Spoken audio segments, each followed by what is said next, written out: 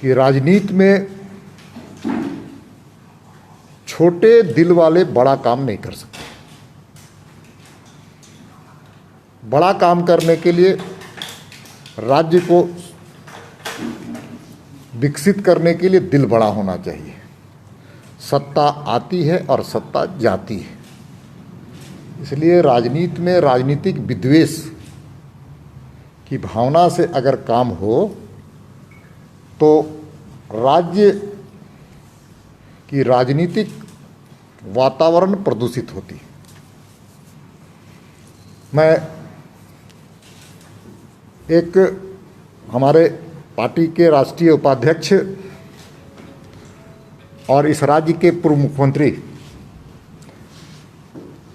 श्रीमान रघुवर दास जी पर जिस प्रकार से राजनीतिक विद्वेष की भावना से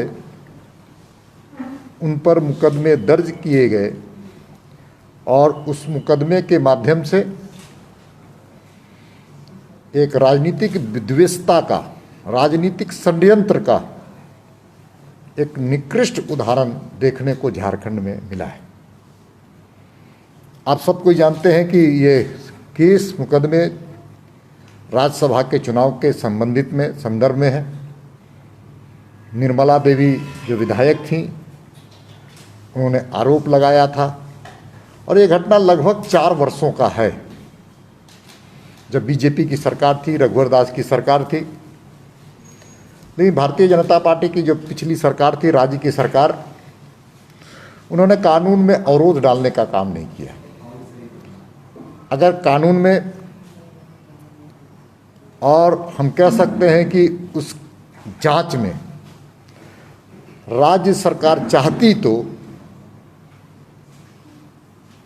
उसके रास्ते में राजनीतिक हस्तक्षेप कर उस केस को ठंडे बस्ते में डाला जा सकता था। लेकिन भारतीय जनता पार्टी की सरकार इन चीज़ों पर विश्वास नहीं करती, इसलिए पिछली रघुवर दास की सरकार ने इन चीज़ों पर विश्वास नहीं किया। अब जो 1.5 वर्षों का शासन यूपीए गठबंधन की सरकार की, हेमंत सोरेन जी की सरकार आई है, तो उस जांच में कुछ नहीं मिला। तो नए धाराएं डाल करके और नए षड्यंत्र करके उस केस को राजनीतिक शत्रुता, एनिमी का एक उदाहरण उन्होंने दिया है। मैं इसलिए कह रहा हूं कि अब सब कोई जानते हैं कि भारतीय जनता पार्टी को न्यायालय पर पूरा विश्वास है, कानून पर पूरा भरोसा है, और हम न्यायपालिका और कानून के रास्ते में अवरोध करने वाले लोग भी नहीं हैं। न्यायालय में दूध का दूध और पानी का पानी होगा, ये मैं मानता हूं। लेकिन जिस प्रकार से राज्य की सरकार का चरित्र है, उसको मैं उजागर करना चाहता हूं। आप सबको जानते हैं कि कानून के संदर्भ में जो पीसी एक्ट अलग से लगाया गया अभी हाल में, जिसको प्रिवेंशन ऑफ करप्शन एक्ट कहते हैं, उसमें सीधी सी बात है कि जो क्राइम कमिटेड होता है, जो क्राइम हो चुका है, उस पर ही पीसी एक्ट की धाराएं लगती हैं, प्रिवेंशन ऑफ करप्शन एक्ट। लेकिन जो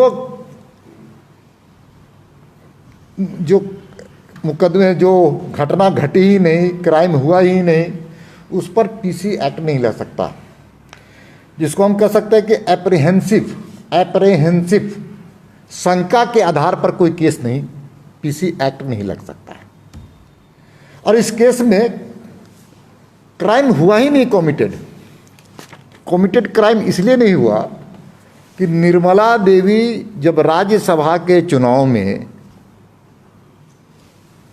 वोट दे रही थी तो अपने कांग्रेस के एजेंट को अपना वोट दिखा करके कांग्रेस के उम्मीदवार को वोट दिया है, कांग्रेस के उम्मीदवार को वोट दिया। तो क्राइम तो हुआ ही नहीं। क्राइम तब होता कि निर्मला देवी भारतीय जनता पार्टी के उम्मीदवार को वोट देती, तो क्राइम हुआ ही नहीं है, और इसीलिए एप्रहेंशन के ग्राउंड पर आप इस एक्ट को लागू नहीं कर सकते as per judicial decisions, several decisions. तो इसलिए ये कानून के नज़रों में इसका कोई आधार ही नहीं है कि इस धारा का उपयोग इस केस में लगने का। इसलिए भारतीय जनता पार्टी इन चीज़ों पर बहुत ही दुखद पहलू है कि राजनीति में झारखंड के सरजमी पे इस प्रकार की राजनीतिक शत्रुता और विद्वेष की भावना से राज्य की सरकार अगर काम करेगी तो राज्य की जनता को सरकार पर तो ऐसे भी विश्वास नहीं है, और जो बचा खुचा विश्वास है वो भी खत्म हो जाएगा। इसलिए भारतीय जनता पार्टी इस प्रकार की कार्रवाई की कड़ी शब्दों में निंदा करती है, और भारतीय जनता पार्टी को विश्वास है न्यायालय पर, कानून पर, और मुझे विश्वास है कि सरकार को भी सद्बुद्धि देगी आनी चाहिए कि वो भी कानून के रास्ते में अपना दिमाग खर्च ना करे, कानून अपने रास्ते से चले, ऐसा हम सब लोगों की मांग है सरकार से। बहुत बहुत धन्यवाद।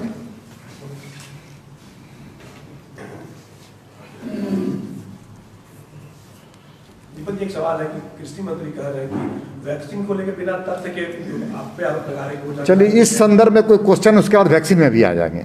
इस संदर्भ में किसी को प्रश्न है?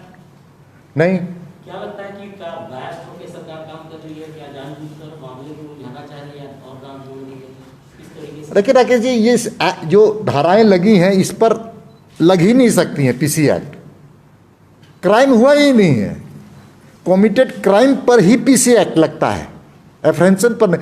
आप कह दीजिए घटना घटी ही नहीं है ना। निर्मला देवी ने वोट दिखा करके दिया है कांग्रेस के उम्मीदवार को, और ये जांच लंबे समय से चल रहा है। इसीलिए जब कुछ नहीं मिला तो पीसी एक्ट लगाने का काम किया।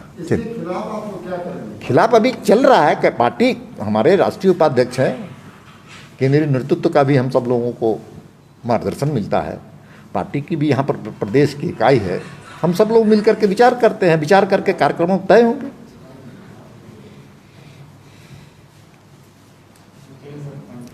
और बोलिए, कोई आप पूछिए। कृषि मंत्री आरोप लगा रहे हैं कि बिना तथ्य के जानकारी रखते हैं भाजपा के प्रदेश अध्यक्ष, ऐसी कोई हम बिना तथ्य के रखते हैं जो वैक्सीन बर्बादी। बड़ा दुर्भाग्य है कृषि मंत्री, आंकड़ा जो है कि 5% से बर्बादी हुई, उन्होंने 37% के आंकड़ा दिए, बिल्कुल गलत है। बड़ा दुर्भाग्य है कृषि मंत्री कृषि छोड़ करके स्वास्थ्य पर विचार कर रहे हैं।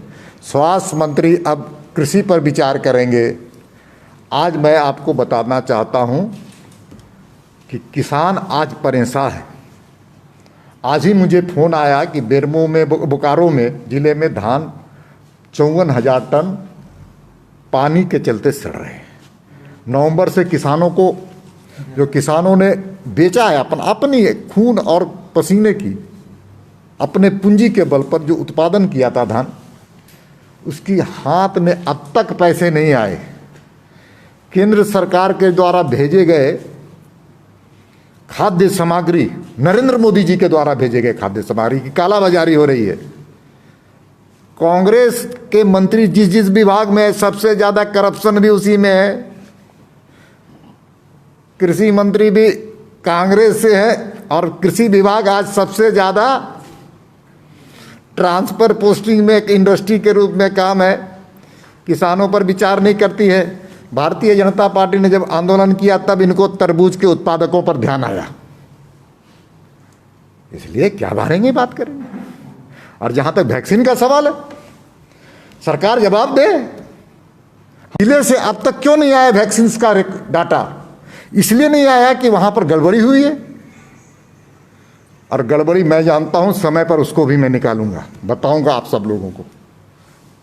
वैक्सीन के मामले में झारखंड, जहां पर कांग्रेस की समर्थन वाली सरकार है, छत्तीसगढ़ जहां पर कांग्रेस की सरकार है, राजस्थान जहां पर कांग्रेस की सरकार है, वहीं पर सबसे ज़्यादा गड़बड़ी हुई है वैक्सीन में। पूरा मिसमैनेजमेंट है, मिसमैनेजमेंट।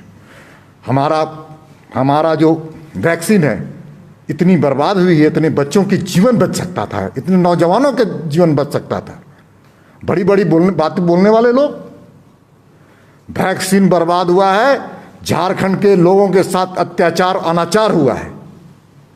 इस पर स्पष्ट रूप से अपना स्पष्टीकरण दे, डाटा के साथ दे। डाटा जो दिए हैं कल, जो स्पष्टीकरण आया, डैमेज में क्या दिखा रहे? -4, -3, -2।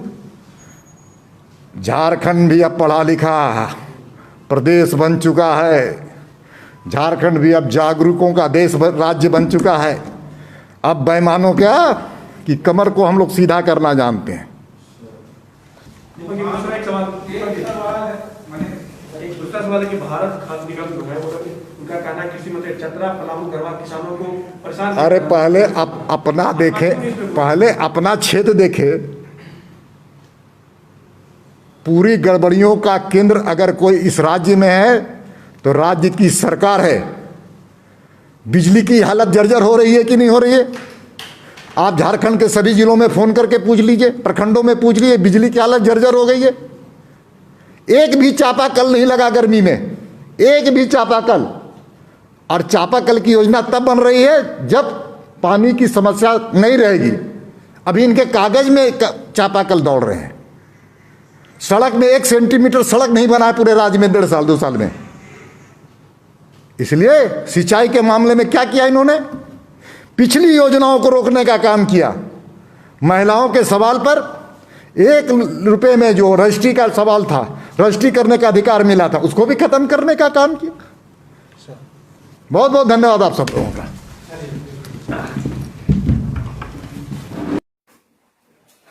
भारतीय जनता पार्टी के राज्यसभा के माननीय सांसद और प्रदेश के अध्यक्ष दीपक प्रकाश जी ने आज अपनी कुछ दिल की बातें कही।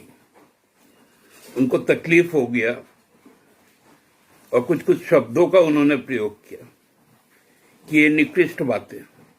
यदि कोई अपराध 2016 में कितनी निकृष्ट सोच थी भारतीय जनता पार्टी के राज्यसभा के चुनाव के समय, उसका यदि उजागर हुआ, वो बातें यदि पब्लिक डोमेन में आई, कोर्ट में गई, चुनाव आयोग के पास गया, चुनाव आयोग के आदेश पर उस पर कार्रवाई सुनिश्चित हुई, तो वो सब चीजें निकृष्ट हो गई।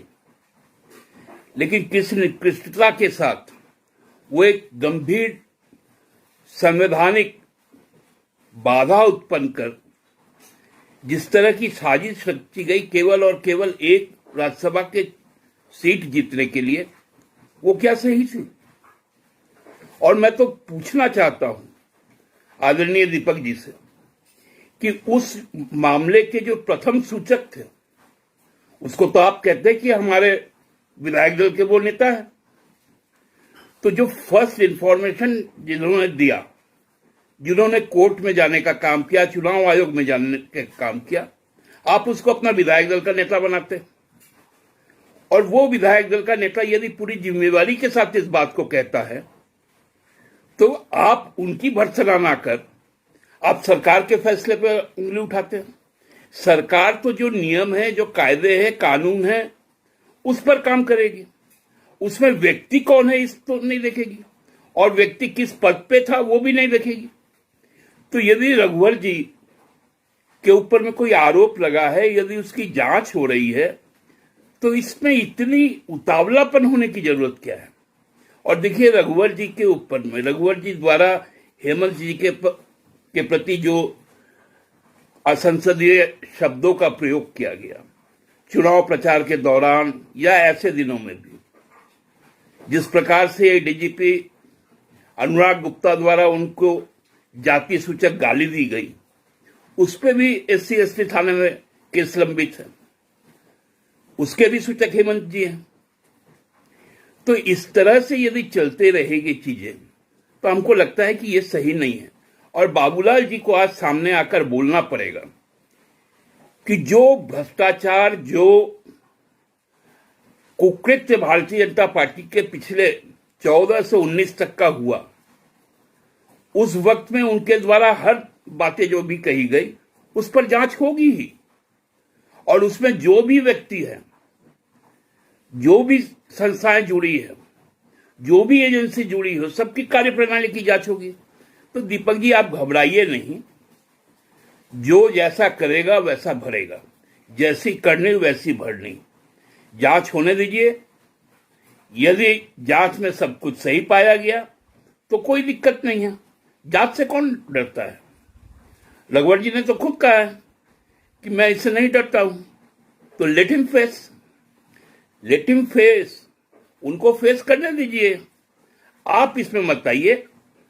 आप, हमको लगता है कि उस वक्त भद्र जनों के श्रेणी में थे, लेकिन आपकी पार्टी ना उस समय भद्र थी, ना किसी आदर्श आचार संहिता का पालन करती थी, ना आज भी करती है।